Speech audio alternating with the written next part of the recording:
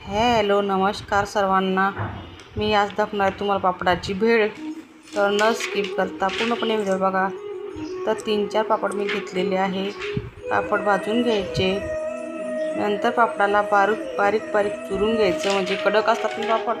तर त्याचा पापडाचा खुडा आपल्याला फ्राय करायचा आहे. पापड चटणी पूर्णपणे पापड बारीक करायचे.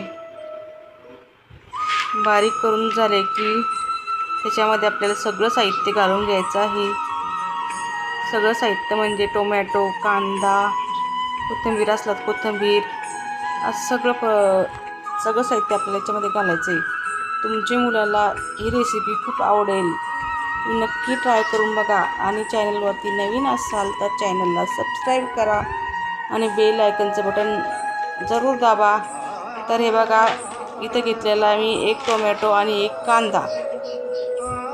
तो कांदा आणि टोमॅटो आपल्याला बारीक चिरून घ्यायचा. नंतर त्याला आपल्याला आपल्या पापड्याच्या खुड्यामध्ये टाकायचं, म्हणजे भेळीमध्ये टाकायचं. खूप छान भेळ बनते बघा. नक्की ट्राय करून बघा. आणि चॅनलवरती नवीन असाल तर चॅनलला सबस्क्राईब करा नवनवीन व्हिडिओ बघण्यासाठी. तर हे बघा, दुपारच्या वेळेस जर तुम्हाला असं वाटलं काहीतरी करावं तर पापडाची भेळ नक्की ट्राय करून बघा. आणि त्यात टोमॅटो वगैरे आपण टाकून घेणार आहोत. मी जी भेळ म्हणजे पापडचा खुडा केला त्याच्यामध्ये आपण टोमॅटो आणि कांदा टाकून घ्यायचा. छानपैकी कालून पण घ्यायचा व्यवस्थित. सगळ्याला कांदा टोमॅटो लागलं पाहिजेत. आणि नंतर आपल्याला काय करायचं आहे, एक मी चमचा घेते. तुम्ही छोट्याशा पॅनमध्ये तेल गरम करायला ठेवसाल, त्याला फोडणी घालायची आपल्याला. मग आणखीन छान चविष्ट भेळ बनते आपली. तर चला, मी तेल घेते आणि तेलामध्ये थोडासा लसणाची काप करून त्याच्यामध्ये घालणार आहे. लसणाची काप ऑप्शनल आहे, तुम्हाला आवडत असेल तर टाका, नाही तर जिरे वगैरे टाकून फोडणी घालू शकता. तर हे बघा, याच्यातच मी पॅन न घेता मी चमचा असतो ना आपला भाजीचा, त्याच्यामध्ये आपलं तेल गरम करून घेणार आहे. त्याच्यामध्ये थोडासा लसूण घालणार आहे. लसूण छान तडला की त्याच्यामध्ये आपल्याला थोडीशी मिरची पावडर घालून घ्यायची आहे. काळं मीठ पण घालू शकता तुम्हाला आवडीनुसार.